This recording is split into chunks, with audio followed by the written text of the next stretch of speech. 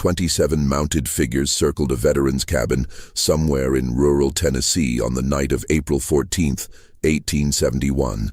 Court records from Davidson County mention only that an incident occurred before the entire case file disappeared from public archives. What makes this particular siege different from dozens of similar attacks during Reconstruction? The man inside that cabin had killed 247 Confederate soldiers during the war, each one from distances exceeding 800 yards. Military historians have spent decades trying to verify his service record, only to find that most documentation related to his unit was destroyed in the 1873 War Department fire.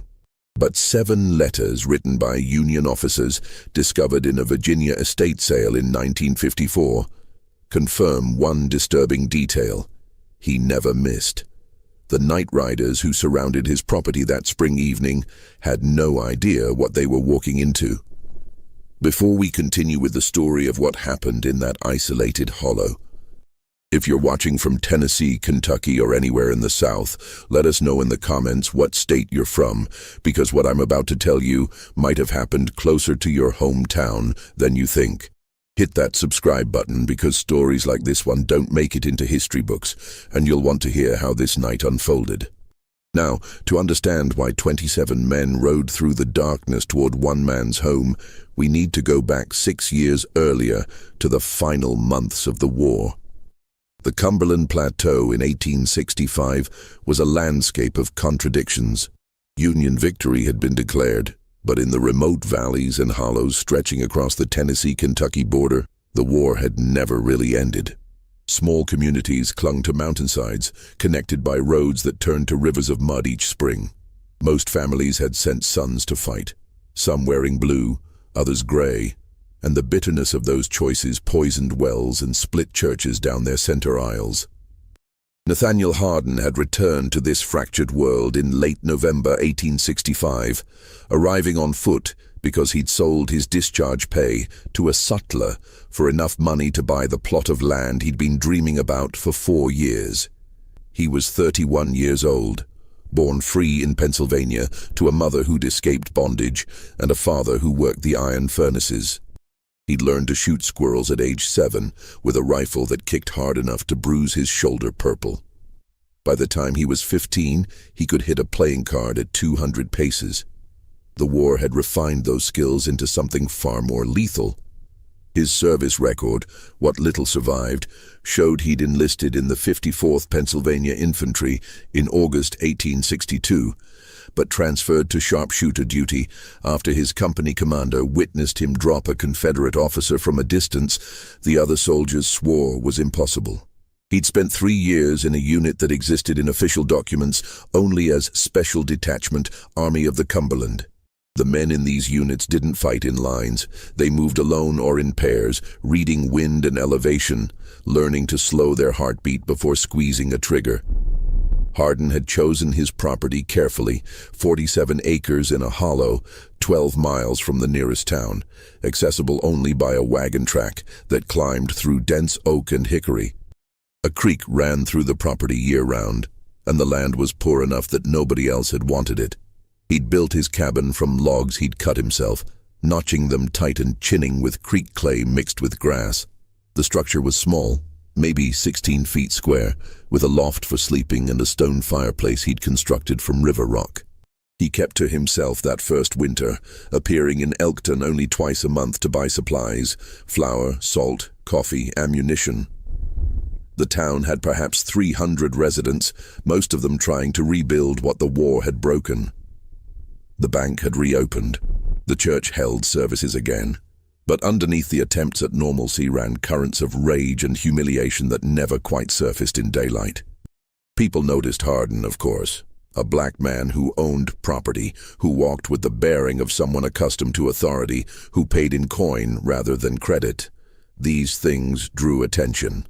But he was unfailingly polite, spoke only when spoken to, and never mentioned his service. The merchants took his money. The conversation stopped when he entered rooms. By spring of 1866, he'd cleared 3 acres and planted corn. He'd built a chicken coop and bought 6 hens from a widow whose husband had died at Shiloh.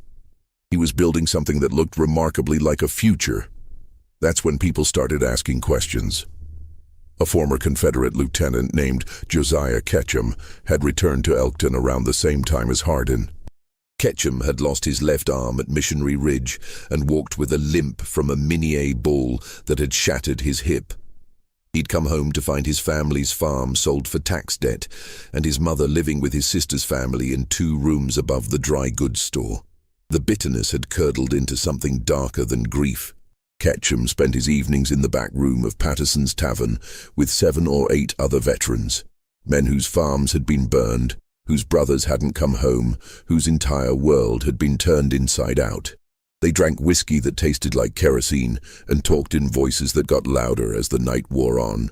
"There's a colored living up in Shepherd's Hollow," someone mentioned one evening in early March 1866. "Built himself a whole cabin, got livestock. Where'd he get money for land?" another asked. "Served with the Union," Ketchum said quietly. "I asked around. Pennsylvania regiment, they say. Sharpshooter." The word hung in the tobacco smoke like an accusation. These men understood what sharpshooters did. They'd all seen bodies lying in positions that made no sense, killed by shots that came from tree lines half a mile distant. They'd all felt that particular species of terror, knowing that somewhere out there, someone was watching through a scope, choosing who would die next. "How many you think he killed?" someone asked. Nobody answered, but the silence was its own kind of response. The first incident happened on a Saturday in mid-April 1866. Hardin had walked to town for supplies, his rifle slung across his back the way he always carried it. Not threatening, just practical. A man living alone in hill country needed to hunt. He'd bought flour and coffee, some nails, a new rasp for his tools. He was loading his purchases into a canvas sack when 3 men approached him outside the general store. Ketchum was one of them. The other 2 were brothers named Vernon and Cecil Tyree, both of whom had served in the 20th Tennessee Infantry. Vernon still wore his Confederate shell jacket, the buttons replaced but the gray wool unmistakable. "Heard you were a soldier," Ketchum said.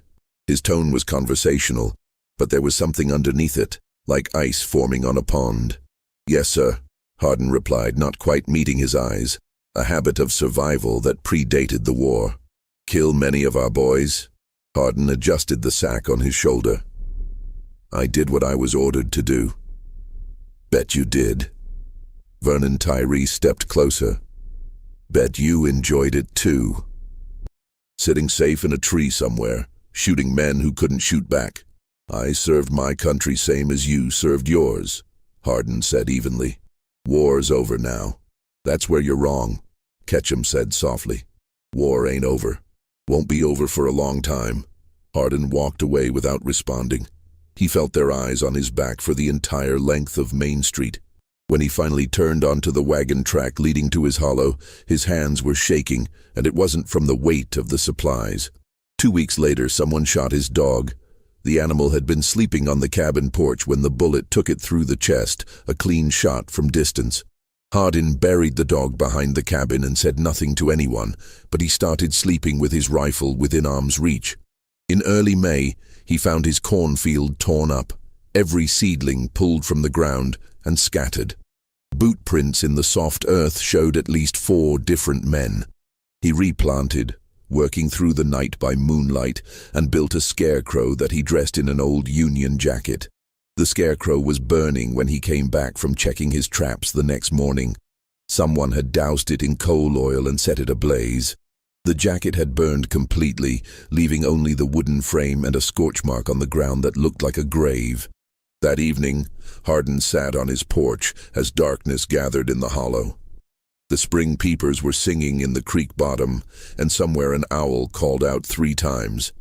He was cleaning his rifle, a .52 caliber Sharps with a scope he'd acquired during the war, glass ground by a German optician in Cincinnati who'd understood what precision meant. The weapon could put a bullet through a man's heart at 1,000 yards if the wind was right. He heard them before he saw them.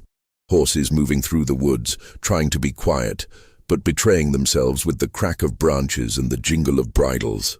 Hardin stood slowly, moving into the cabin doorway but not inside. He counted the sounds, estimating numbers and positions the way he'd been trained. They emerged from the tree line just as the last light died in the western sky. 27 riders, some carrying torches that threw wild shadows across the clearing. Most wore hoods, white fabric crudely sewn with eye holes that made them look less than human. But Hardin recognized horses, saddles, the way certain men sat their mounts. Ketchum was there, his empty left sleeve pinned to his jacket. The Tyree brothers, others he'd seen in town. They formed a loose circle around the cabin, maybe 70 yards out, far enough to feel safe from a shotgun, close enough to make their point. "Nathaniel Hardin," Ketchum's voice carried across the clearing. "You've been given warnings. You chose not to heed them. This land doesn't belong to you. This whole valley doesn't belong to your kind." Hardin said nothing. He was calculating distances, reading wind from the way the torch flames bent, noting which riders had weapons visible and which kept their hands hidden. "We're offering you one final chance," Ketchum continued. "Leave tonight. Walk away from this property and nobody gets hurt. Stay and we'll burn you out. Those are your choices." One of the hooded riders raised a torch higher. Others began to dismount. That's when Hardin spoke, his voice quiet but clear enough to carry. "I count 27 of you. I'm curious, how many of you are planning to make it home tonight?" The movement toward the cabin stopped. "You threatening us?" Vernon Tyree called out. "You're a lone boy. We're 27 strong." "I know exactly how many you are," Hardin said. "Question is whether you know what I am." He stepped forward slightly, letting them see the rifle in his hands, letting them remember what sharpshooters did during the war. "First man who takes another step toward this cabin dies before his foot touches ground," Hardin said, his voice still calm, almost conversational. "Second man dies before the first one hits earth. I figure I can drop 8 of you before you scatter. Maybe 10 if you panic and bunch up. Those are military odds, gentlemen. How many of you want to be in that first 10? The silence that followed was broken only by the sound of horses shifting nervously, picking up on the tension their riders were feeling. "You can't kill all of us," Ketchum said, but there was uncertainty in his voice now. "Don't need to kill all of you," Hardin replied, "just need to kill enough. And here's what you need to understand. I'll start with the leaders. That means you, Ketchum. You'll be first. Then Vernon Tyree, because you're the one who killed my dog. After that, I'll work my way through whoever looks most eager. By the time I'm on my 5th or 6th shot, the rest of you will be running so hard you'll leave your horses behind." One of the torchbearers, Hardin couldn't see who, let his torch drop to the ground and moved his horse backward out of the circle. "He's bluffing," someone said, but the voice lacked conviction. "You want to test that theory?" Hardin asked. "Because I served 3 years in a unit that specialized in making men like you regret their choices. I've got enough ammunition in this cabin to hold off an army. I've got a creek for water and enough jerky to last a month. What I'm asking is, how long do you want to sit out there in the open while I pick you off one by one?" The truth was more complicated than Hardin made it sound. He had perhaps 40 rounds for the sharps, and once darkness fully settled, accurate shooting would become nearly impossible even with the torchlight. But these men didn't know that. What they knew was the stories they'd heard about Union sharpshooters, about impossible shots and men who could kill from distances that defied belief. Another rider moved his horse backward, then another. "This isn't over," Ketchum said, but he was already turning his mount. "Didn't figure it was," Hardin replied. "But tonight is. Ride out now and nobody dies. Stay, and at least 8 of you won't see morning. Your choice." The circle broke. Riders turned their horses and melted back into the darkness, the torches bobbing away through the trees like marsh lights. Within 5 minutes, the clearing was empty except for 3 abandoned torches guttering in the dirt. Hardin stood in his doorway until the last sound of hoofbeats faded. Then he went inside, barred the door, and positioned himself at the window with a clear line of sight to the tree line. He didn't sleep that night, or the next, or the one after that. The siege of April 14th, 1871, didn't materialize from nowhere. The 5 years between Hardin's first confrontation and that spring night had been a slow escalation, a war fought in shadows and whispers, in burned fields and dead livestock, in warnings left on fence posts and bullets fired from tree lines. But something had changed in those years, something that made Hardin's presence in the hollow not just annoying but intolerable to certain men. He'd survived. More than that, he'd prospered. By 1867, Hardin had expanded his cultivated land to 12 acres. He'd built a proper barn, shingled with cedar splits he'd made himself. His corn yielded well in the hollow's rich bottomland, and he'd started keeping hogs, smart enough to know that pork was currency in hill country. Other black families had begun settling in the region, freed people coming up from Alabama and Georgia, following rumors of land and opportunity. Some of them sought out Hardin, asking advice, and he gave it freely. In the fall of 1868, he did something that turned dislike into hatred. He registered to vote. The Reconstruction Acts had given black men suffrage, and Hardin walked into Elkton on a bright October morning and put his name in the register. He voted for the Republican candidate for state legislature. His ballot, like thousands of others across Tennessee, helped elect men committed to protecting freed people's rights. The backlash was immediate and organized. What had been random harassment became systematic intimidation. The Ku Klux Klan had always operated in the region, but now their activities intensified. Nightriders appeared throughout the county, burning schoolhouses where black children studied, whipping men who'd voted, terrorizing communities. They came to Hardin's Hollow 3 times in 1869. Each time he met them the same way, standing in his doorway with his rifle, calmly explaining the mathematics of violence. Each time they retreated without testing his resolve. But they were learning, adapting. The 4th visit came differently. No torches, no shouting. Just 5 men on foot, moving through the woods in darkness, approaching from multiple directions. Hardin heard them anyway. He'd spent too many years listening for the sounds that meant danger. He fired twice, aiming high, letting them know he was aware. They withdrew, but they'd made their point. They were getting smarter. In early 1870, Hardin married. Her name was Ruth Ann Kincaid, and she'd come north from Mississippi with her brother's family, fleeing a county where freed people were being killed for owning land. She was 24 years old, educated by missionaries, and she saw in Hardin something that most people missed. Not just strength, but a kind of stubborn hope that the world could be different than it was. They married in a church 12 miles away, with 14 people in attendance. Hardin built an addition to the cabin, 4 rooms instead of 1, with real windows that had glass. Ruth Ann started a small school, teaching children from the scattered black families in the hollow and the surrounding area. 6 students at first, then 9, then 14. The schoolhouse, just 1 room attached to their cabin, became a symbol of everything certain white men in Elkton couldn't tolerate. It wasn't just that black people were being educated. It was that they were building something that looked permanent, something that suggested they weren't going anywhere. In March 1871, 3 of Ruth Ann's students were attacked while walking home. 2 boys and a girl, ages 9 to 12, beaten badly enough that one boy lost vision in his left eye. No arrests were made. The marshal in Elkton claimed there were no witnesses. Ruth Ann wanted to leave. "We can go north," she told Hardin one night as they lay in darkness, listening to the creek run through the hollow. "Pennsylvania, Ohio. Somewhere you're not looking over your shoulder every minute. This is our land," Hardin said quietly. "We paid for it, built on it.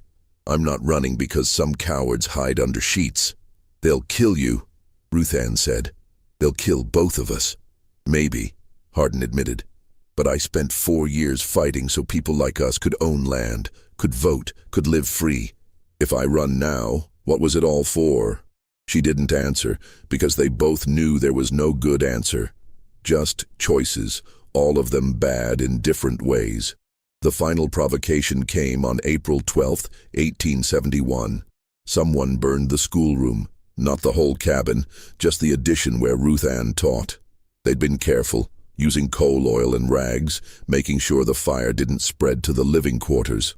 The message was clear. They could have killed you, but were giving you one more chance. Hardin and Ruth Ann stood in the ashes the next morning, looking at charred books and melted slate boards. 14 children's primers, purchased with money they could barely spare, reduced to carbon. "We're leaving," Ruth Ann said. It wasn't a question this time. Hardin nodded slowly. "After I teach them one last lesson." "What lesson?" "That some things have a price." That night, Ruth Ann went to stay with a family 8 miles away, on the other side of the ridge. Hardin told her he needed to pack, to prepare for the journey north. But what he was really preparing for was something quite different. He spent 2 days readying his cabin. He knew they'd come. The burned schoolroom was an ultimatum, and his failure to leave would demand a response. So he prepared his ground the way a military man prepares a battlefield. He cut firing positions into the cabin's walls, narrow slits that allowed him to see out, but were almost impossible to shoot through from outside. He positioned water barrels at strategic points in case of fire.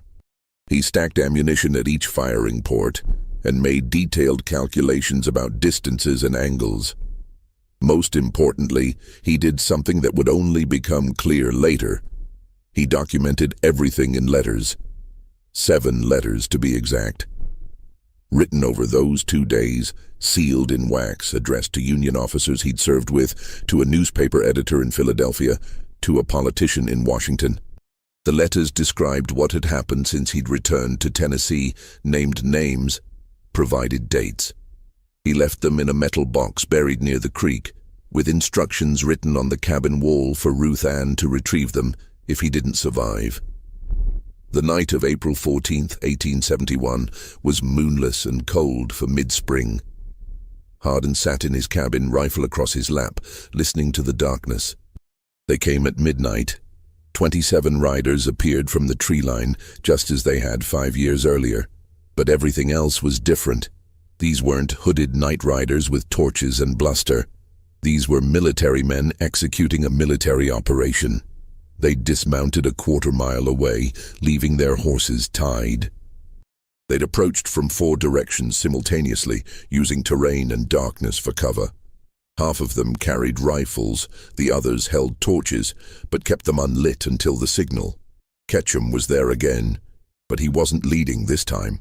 The leader was a man named Robert Calhoun, a former Confederate major who'd commanded a regiment at Franklin and had lost 73 men in 15 minutes during that slaughter. He'd returned to Tennessee with military precision still wired into his bones, and he'd been planning this operation for 2 weeks. The strategy was simple. Surround the cabin at close range, light the torches simultaneously to blind anyone inside, then rush the structure from all 4 sides. If Hardin came out shooting, concentrate fire on the doorway. If he stayed inside, burn him out. Either way, he'd be dead by dawn.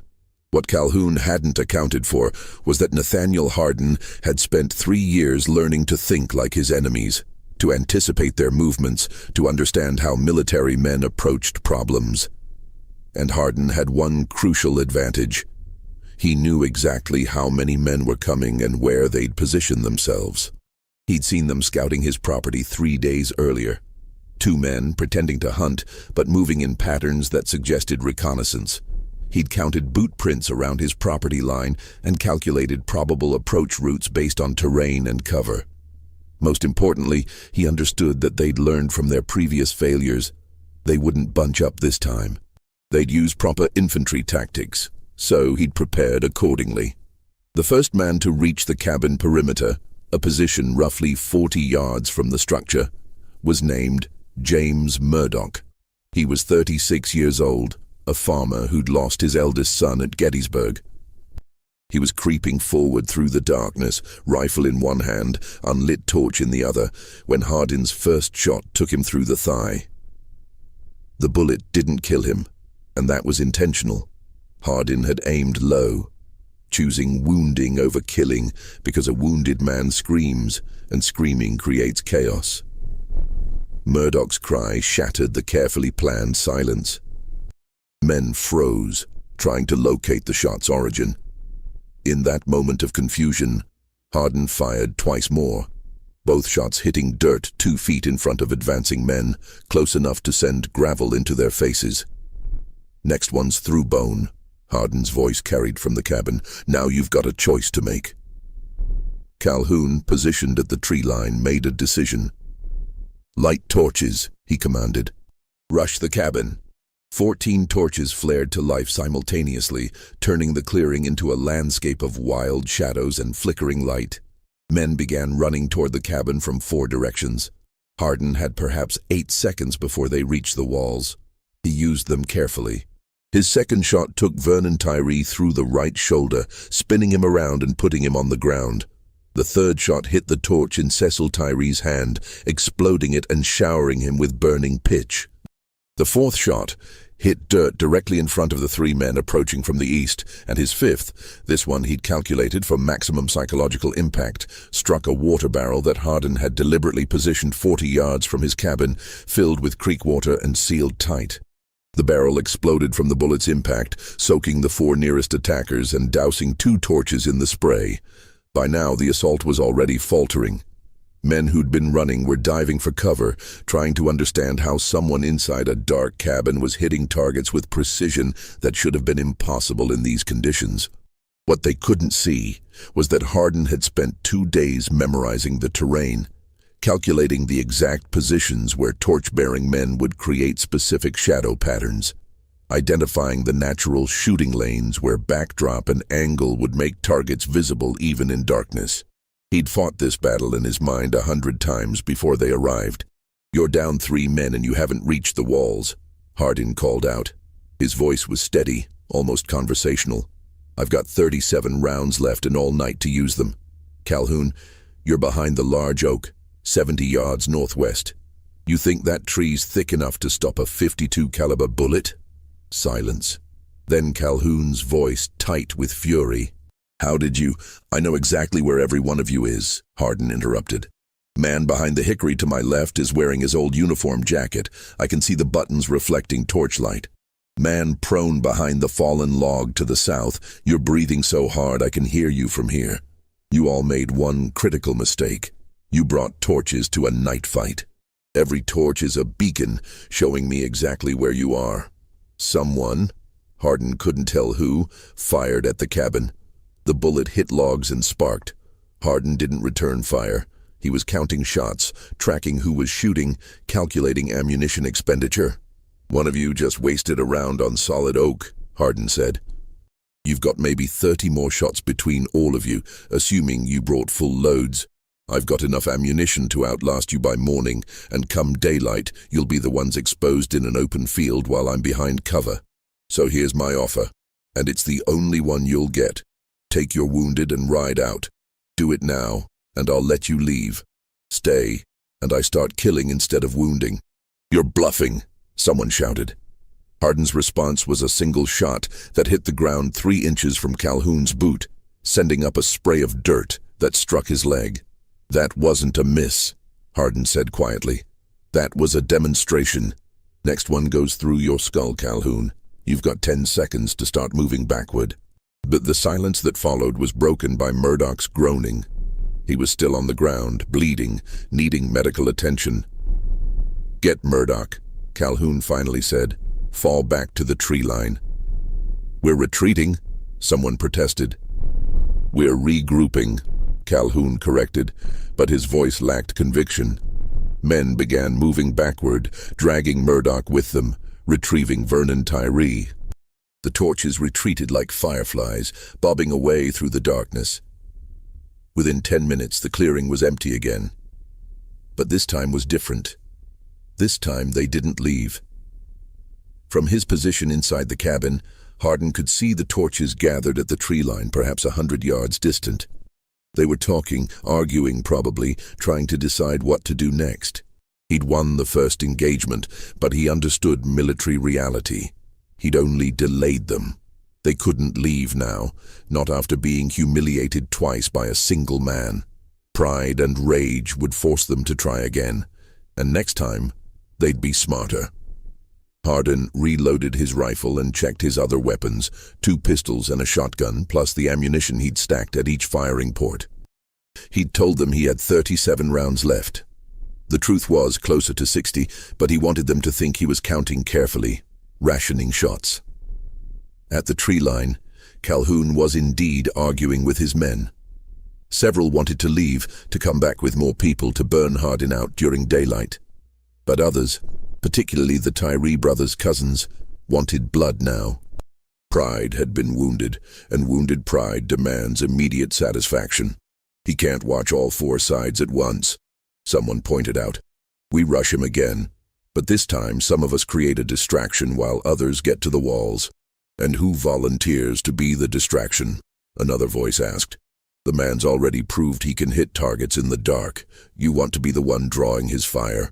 While they argued, Hardin was doing something they wouldn't expect. He was preparing to change tactics. He couldn't hold the cabin indefinitely against 27 determined men. Eventually, they'd overwhelm him or burn him out. He needed to make them believe the cost was too high, not just for tonight, but forever. He took one of the letters he'd written and placed it prominently on the table, weighted down with a stone. Then he did something that seemed like madness. He opened his cabin door. The torches at the tree line stopped moving. Hardin stepped out onto his porch, rifle in hand, but pointed down and called out across the clearing, "Calhoun, you and I need to talk." Silence. Then, "Talk about what?" "About what happens when I die," Hardin said. "Because we both know that's what this is about. You're not leaving until one of us is dead, so let's discuss the consequences." "What consequences?" "You'll be dead." "True," Hardin acknowledged. "But so will at least 8 of you, probably more. And here's what you haven't considered. I've documented everything. Every attack, every threat, every name. I've written it all down in letters that are already sealed and hidden. If I die tonight, those letters get mailed. They're going to union officers, to newspapers, to politicians in Washington who are very interested in how Reconstruction is being enforced." He paused, letting that sink in. "You think you can kill me and walk away?" Hardin continued. "But you're wrong. Those letters name names. They describe incidents. They provide dates and details. Every man here tonight will be identified as part of a murder conspiracy. The federal government will have no choice but to investigate, and unlike the local marshal, federal investigators can't be intimidated or bought off." "You're lying," Calhoun said, but there was uncertainty in his voice. "The letters are in a metal box buried near my creek," Hardin said. "Instructions for finding them are written on the wall inside my cabin. My wife knows to look for them if I don't return. You can kill me, Calhoun, but you can't silence me. I've already spoken to people you can't touch." This was the truth, or close enough to it. The letters existed. They were hidden. Ruth Ann did have instructions. What Hardin was gambling on was something he'd observed during the war. Most men, when faced with the choice between immediate violence and long-term legal consequences, will choose to avoid the legal consequences. They'll tell themselves they're being strategic, biding their time, waiting for a better opportunity. But really, they're looking for an excuse to quit. "So here's my proposal," Hardin said. "You ride out tonight. You leave me alone. In exchange, those letters stay buried. Nobody gets investigated. Nobody goes to federal prison. You get to pretend you're honorable men instead of cowards who hide under sheets. I get to live on my land in peace. Everybody wins." "And if we refuse?" Calhoun asked. "Then we fight until one of us is dead," Hardin said simply. "And either way, those letters get mailed. Either I mail them after killing 8 of you, or my wife mails them after you kill me. The only question is how many of you die first." The torches at the tree line converged, men huddling in conference. Hardin stood on his porch, exposed, gambling that they wouldn't shoot him during a parley. It was a calculated risk based on these men's self-image. They thought of themselves as soldiers, not assassins, and soldiers honored certain codes. The conference lasted perhaps 5 minutes. Then Calhoun stepped forward, into the edge of the torchlight. "You've got a week," he said. 7 days to pack up and leave this county. Take your letters, take your wife, go back north. Do that and nobody bothers you. Stay, and we come back with 100 men. No talking next time. We'll burn you out and deal with the consequences." Hardin had expected this counteroffer. It was a compromise, a way for Calhoun to save face while still accomplishing the objective of removing Hardin from the hollow. "No," Hardin said. "What?" "I said no. This is my land. I'm not leaving." "Then you're a fool," Calhoun said. "Maybe," Hardin agreed. "But I'm a fool who's killed 247 men in combat. I'm a fool who's held off 27 of you twice now. I'm a fool who's prepared to die on my own property rather than run from men who hide their faces in the dark. So if that's foolishness, I'll wear it proudly." He raised his rifle slightly, not quite aiming but making the threat clear. "This conversation is over," Hardin said. "You've got 1 minute to start riding out. After that I start shooting again, and this time I won't be aiming to wound." For a long moment nothing moved except the torch flames dancing in the night wind. Then, one by one, the torches began to retreat. Men mounted their horses in the distance. The sounds of hoofbeats faded slowly into the darkness. Hardin stood on his porch until silence returned to the hollow. Then he went inside, barred the door, and finally allowed himself to shake. They came back 4 nights later, and this time they didn't announce themselves with torches. Hardin woke to the smell of smoke, not coal, oil, and pine, something else, something that made his eyes water immediately. He rolled out of his bed, already coughing, and saw gray vapor seeping through the gaps in his walls. They'd surrounded the cabin in complete darkness and built small fires upwind, feeding them with wet leaves and green wood to create maximum smoke with minimum light. The plan was simple: smoke him out without giving him targets to shoot at. When he emerged, coughing and blind, they'd be waiting. It was a sound tactic, the kind of thing military men would devise after learning from previous failures. Hardin had perhaps 2 minutes before the smoke made the cabin uninhabitable. He grabbed his rifle and moved to the door, but he didn't open it. Instead, he dropped to the floor, where the air was slightly clearer, and began to think. They expected him to panic, to burst out coughing and desperate. But panic was how men died, and Hardin had long ago learned to control that particular fear. He crawled to the fireplace and began to work quickly, clearing the ashes and exposing the dirt floor beneath. The cabin had been built on a slight rise, and the chimney's foundation went down perhaps 2 feet. He dug it himself and knew that if he could create an air channel, he could buy time. Using his hands and a knife, he clawed at the dirt, creating a small pit that filled slowly with air pulled down the chimney by convection. It wasn't much, just enough to take a few clear breaths, but it was enough to think. The smoke continued to thicken. His eyes were streaming now, and each breath burned.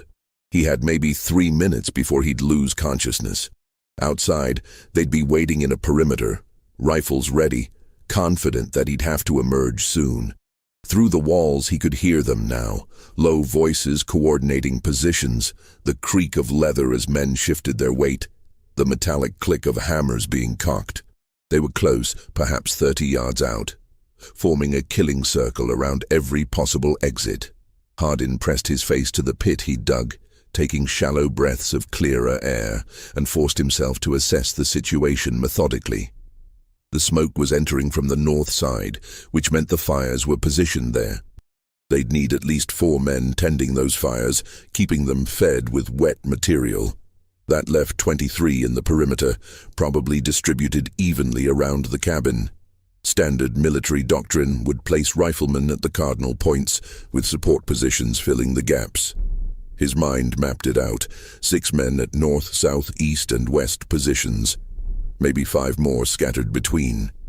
All of them watching the door and windows, waiting for him to stumble out, gasping for air.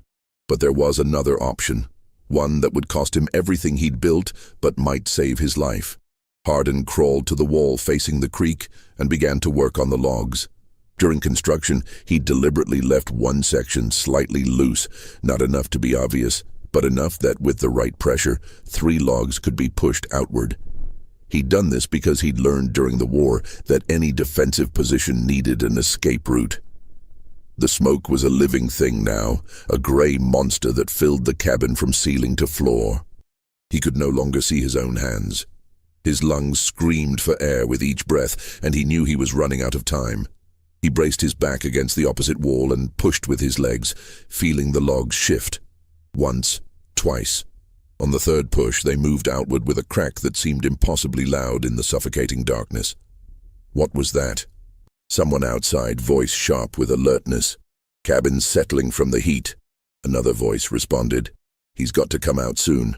Hardin pushed again, and the gap widened. Smoke poured through the opening, which would help. It would obscure any movement, make it harder for them to see clearly. He grabbed his rifle, realized it was slick with condensation from the smoke, and made a quick decision. The Sharps was his best weapon, but it needed dry powder and a clear sight line, neither of which he'd have in the next few minutes. He left it and grabbed one of his pistols instead, checking by touch that the powder was still dry. The weapon held 6 shots. Against 27 men, it was nearly useless, but 6 shots could create chaos, and chaos could create opportunity. He squeezed through the gap, pushing himself into the wet grass outside. The smoke followed him out, a gray cloud that spread across the slope leading down to the creek. He dropped flat and began to crawl, moving inch by inch down the incline. Behind him, he heard someone shout, "He's coming out!" But they were watching the door. Several rifles discharged, the muzzle flashes bright in the darkness, bullets slamming into the cabin's front wall. Men were yelling now, calling to each other, trying to coordinate their fire. "Hold your shots," Calhoun's voice cut through the chaos. "Wait until you see him." Hardin reached the creek bank and slid into the water, which was perhaps 3 feet deep and cold enough to shock the breath from his lungs. The current was gentle but steady. He let it carry him downstream, keeping only his nose and eyes above water, using overhanging brush for cover. The sounds of confusion continued behind him. Someone had noticed the gap in the wall and was shouting about it. Torches were being lit now. He could see the glow reflecting off the water. They were searching the perimeter, trying to understand how their quarry had escaped. Hardin let the current take him perhaps 200 yards downstream before pulling himself out behind a massive fallen sycamore. He was soaked, shivering violently, his lungs still burning from the smoke. But he was alive and free of the killing circle they'd prepared. From this distance, he could see his cabin clearly. The smoke fires had done their work too well. The dry oak logs had caught, and now flames were climbing the walls. The structure he'd built with his own hands, every log cut and notched and fitted with precision, was being consumed. 27 men stood around the fire, some still holding rifles, others lowering them as they realized their target had escaped. Hardin could see Calhoun pointing, directing men to search the creek, the woods, anywhere he might have fled. They were spreading out, which meant they were vulnerable. For 5 years Hardin had endured. He'd been patient, diplomatic, had tried every legal avenue to simply be left alone. He'd offered compromises, had shown restraint, even when restraint burned like acid in his chest. He'd been the reasonable one, the civilized one, the man who followed the law while they hid behind sheets and broke every principle they claimed to defend. Now his home was burning. The school where Ruth Ann had taught children to read was ash. The corn he'd planted, the barn he'd built, the future he'd imagined, all of it was being reduced to carbon and memory. Hardin checked his pistol. 6 shots. Not enough to fight, but enough to make a point that would echo through this county for years. He began to move through the woods, circling wide around the burning cabin, using the light from the fire to navigate while staying beyond its reach. The men were spreading out now, searching in pairs, calling to each other. Their voices carried in the night air, giving him their positions. 2 men were moving along the creek, searching the banks. Hardin crouched behind a limestone outcrop and watched them pass within 15 feet, their torch illuminating the water where he'd hidden minutes before. They moved on, and he continued his circle. His target was Calhoun, not to kill. Hardin wasn't a murderer, and even now, even with everything burning, he held to certain lines. But Calhoun needed to understand that this victory was hollow, that driving Hardin out came with a cost that would last longer than one night's triumph. He found his position on a small rise overlooking the clearing. The cabin was fully engulfed now, flames reaching 30 feet into the air, sparks spiraling up into the darkness like malevolent stars. The heat was so intense he could feel it from 100 yards away. Calhoun stood near the front of the cabin, directing the search, occasionally shouting orders. He'd removed his hood. Most of them had, confident now that their work was nearly done. In the firelight, Hardin could see his face clearly. Satisfied, vindicated, already composing the story he'd tell. Hardin raised his pistol, steadied it against a tree, and aimed carefully. Not at Calhoun's head or chest. At his hat, a broad-brimmed felt hat that sat squarely on his head. The shot echoed across the hollow like a thunderclap. Calhoun's hat flew off his head, the bullet passing so close that he actually felt the wind of its passage. He dropped to the ground, shouting, and chaos erupted again. Men dove for cover, rifles swinging toward the tree line, torches being doused. In the confusion, Hardin fired twice more, both shots hitting dirt 5 feet in front of the nearest men, close enough to spray them with debris. "Calhoun!" Hardin's voice carried across the clearing, amplified by rage and smoke-damaged vocal cords. "You wanted to know if I could hit a target at night? Now you know." That was 3 shots, and I missed every one of them on purpose.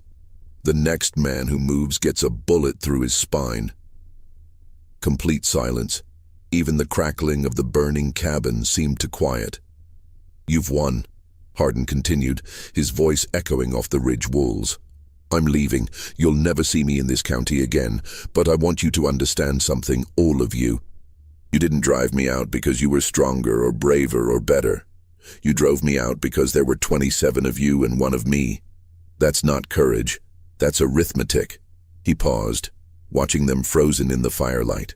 "I'm taking my wife, and we're going north," Hardin said. "But before I go, I want you to know that I've documented everything. Every attack, every threat, every name.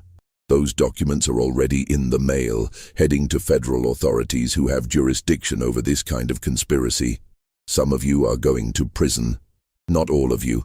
I'm sure you'll sell out your friends to save yourselves, but enough of you will face consequences that the rest of you will spend years looking over your shoulders." Calhoun had found his voice. "You're bluffing." "Am I?" Hardin's laugh was harsh, damaged by smoke. "Your name's first on the list, Robert. Right above Vernon Tyree and James Murdoch and every other man who participated in these attacks. You think I didn't recognize your horses, your voices? You think I didn't memorize every detail the way I was trained to memorize targets?" He fired his 4th shot, this one taking a branch off a tree directly above where 5 men were crouching. The branch crashed down among them, causing more scrambling. "I've got 2 shots left," Hardin called out. "I could use them to kill 2 of you. Maybe I should. Maybe the world would be better off with 2 fewer cowards in it, but I'm not going to, because unlike you, I'm not a murderer. I only kill when the law says it's legal, like during a war or in defense of my property." The burning cabin collapsed with a roar, sending up a column of sparks that lit the entire hollow. In that moment of distraction, Hardin moved, slipping away from his position, circling back toward the path that would take him to Ruth Ann. "Go home," he shouted one final time. "Tell yourselves you won. Celebrate your victory over one man and his wife. But know this, every time you hear a branch crack in the woods, every time you see movement in your peripheral vision, you'll wonder if it's me. You'll wonder if I came back. You'll spend the rest of your lives wondering if the next shot will be the one that isn't a warning." He disappeared into the darkness, leaving them standing around the burning ruins, rifles pointing at shadows, fear eating at the certainty of their triumph.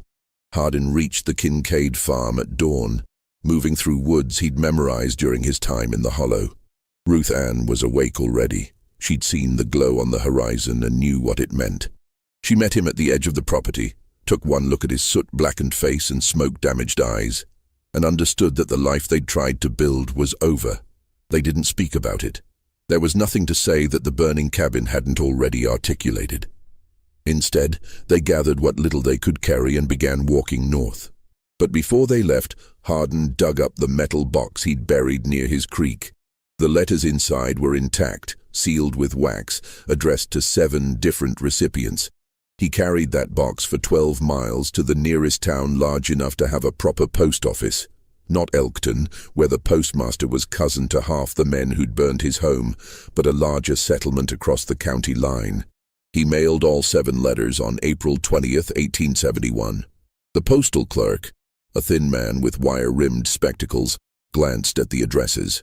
Union Army headquarters in Washington, the offices of 3 Republican congressmen, a newspaper editor in Philadelphia, and 2 federal marshals, and asked no questions.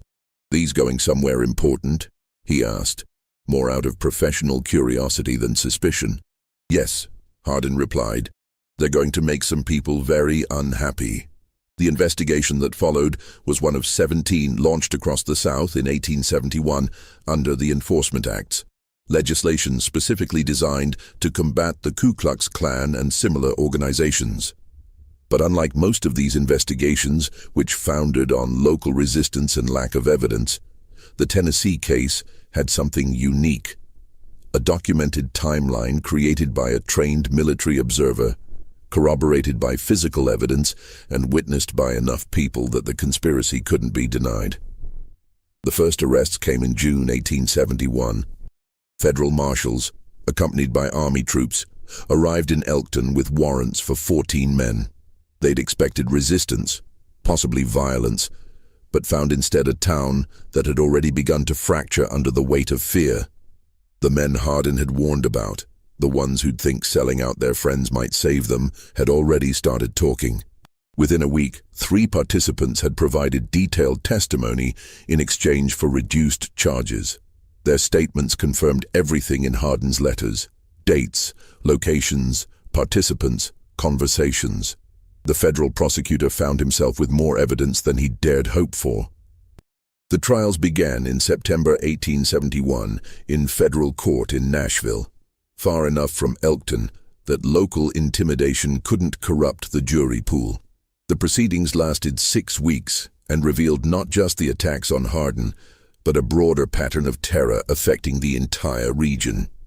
Black families driven from their homes, voters whipped for casting Republican ballots, teachers beaten for educating black children. The Hardin case became the centerpiece of a prosecution that exposed systematic violence. Robert Calhoun received 7 years in federal prison for conspiracy to commit murder. The sentence was handed down on October 14, 1871, and the judge's statement was scathing. "You claim to defend Southern honor and civilization, yet you attacked a veteran in the night, destroyed his property, and sought to murder him for the crime of owning land. History will judge which of you better represented civilization." Vernon Tyree got 5 years for assault and conspiracy. His brother Cecil, who'd provided some of the most damning testimony against the others, received a suspended sentence and lifelong contempt from his former friends. James Murdoch, the man Hardin had shot in the leg during the April siege, received 3 years. During his trial, doctors testified about the wound, a through-and-through shot to the thigh that had deliberately missed the femoral artery. "If he'd wanted to kill you," the prosecutor noted, "you'd be dead. The fact that you're alive is evidence of his restraint, not your innocence." 5 other men received sentences ranging from 2 to 4 years. The conviction sent shockwaves through Tennessee's Nightrider community. For the first time, there were actual consequences for attacking black citizens, actual penalties that couldn't be negotiated away through local connections or threats. But 7 convictions out of 27 attackers meant 20 men walked free. Some had fled the region before arrest. Others had alibi witnesses, friends and family willing to lie under oath. 3 were acquitted after juries deadlocked on whether hooded attackers could be positively identified. Josiah Ketchum was among those never charged. His participation had ended after the first confrontation in 1866, and while Hardin's letters mentioned him by name, there was insufficient evidence to prosecute. He remained in Elkton, watching from the sidelines as former comrades went to prison, his empty left sleeve a reminder of one war, while another was being adjudicated in federal court. Local sentiment split sharply. Some families felt the prosecutions were justified. Violence was violence, regardless of the target. Others saw the convictions as northern oppression, more evidence that Reconstruction was punishing the South for losing the war. Churches split over the issue. Businesses that served both camps found themselves navigating impossible social terrain.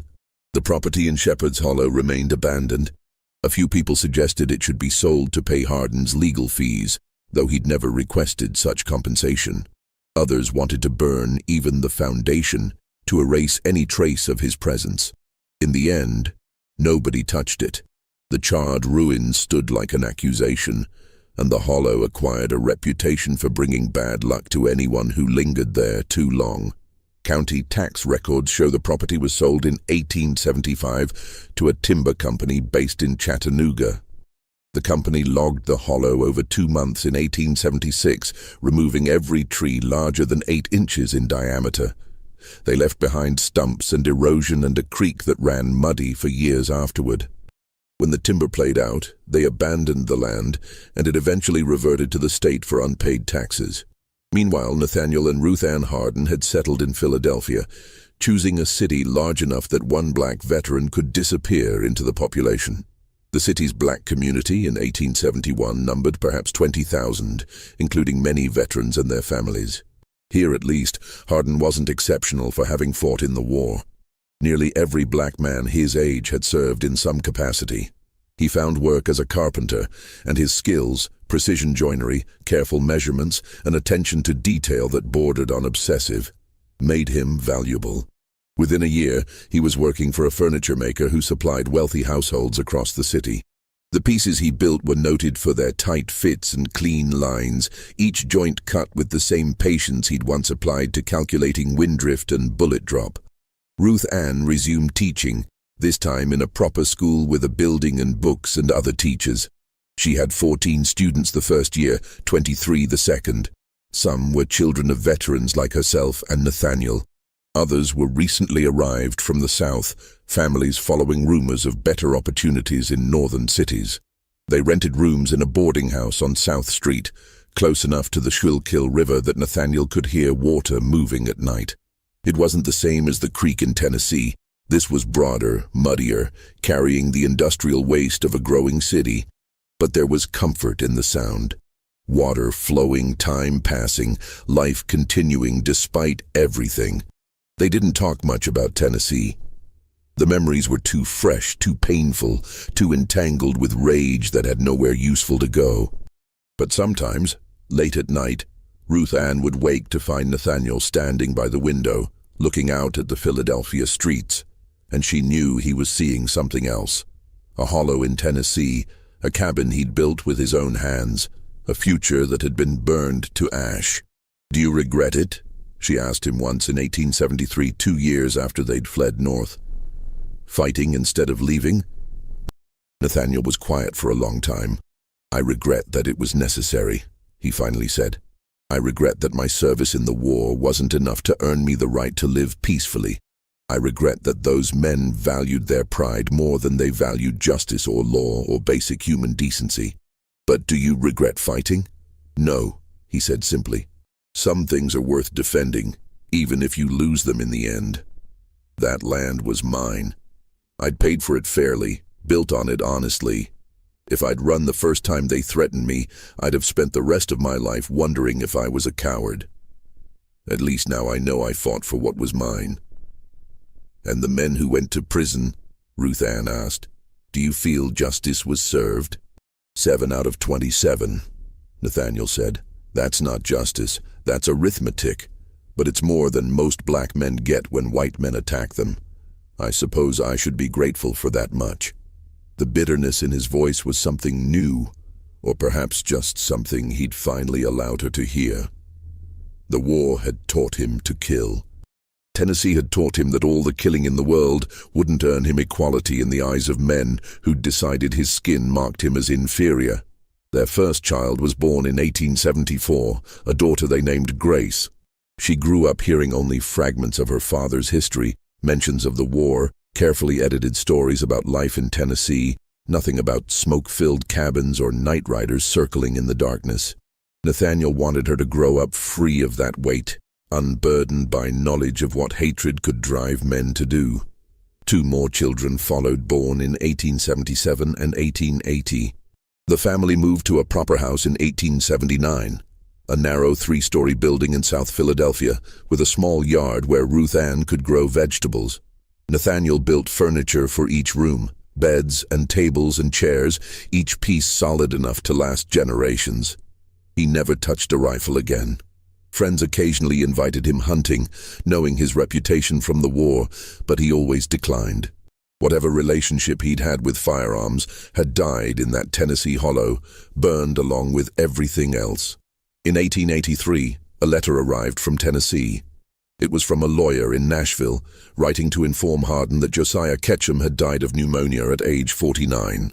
The lawyer's letter was brief and businesslike. Ketchum had left instructions in his will that certain items should be returned to Hardin if he could be located.